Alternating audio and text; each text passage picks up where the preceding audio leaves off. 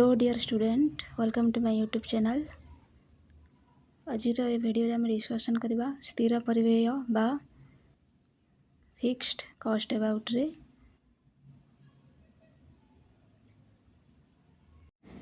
स्थिर परिव्यय होछि सेही खर्च जहाँ आपणक व्यवसाय द्वारा उत्पादित किंबा विक्रय परिमाण अपेक्षा समय उपरे आधारित। अर्थात यही खर्चटा आपणकर उत्पादित किंबा विक्रय उपरे निर्भर करे नाही, यह समय उपरे निर्भर करे।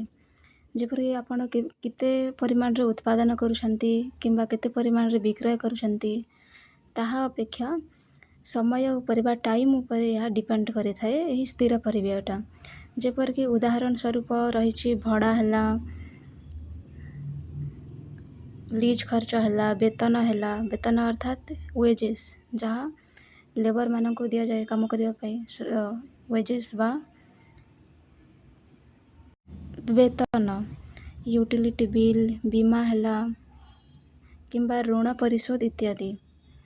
यह हला स्थिर परिव्यय। अर्थात आपण केते परिमाण रे उत्पादन करिवे किंबा विक्रय करिवे ताहा उपरे एही जो खर्च अछि, भड़ा खर्च अछि, वेतन अछि, ऋण परिशोध अछि, यह निर्भर करिबो नाही। यह हेउछि फिक्स्ड। अर्थात आपण जेते परिमाण रे उत्पादन करंतु किंबा विक्रय करंतु यह आपणको देबाकू पड़िबो ही पड़िबो।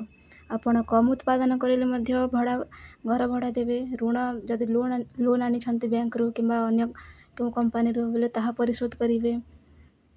लेबर मानको नियुक्त करिसंती माने समानको वेतन देबे।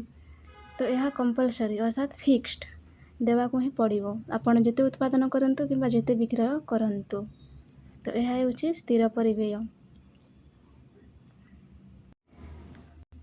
आजिर वीडियो रे एतिकी। नेक्स्ट आलोचना करिबा एक नूतन टॉपिक सहित।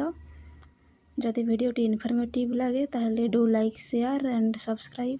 Thank you all.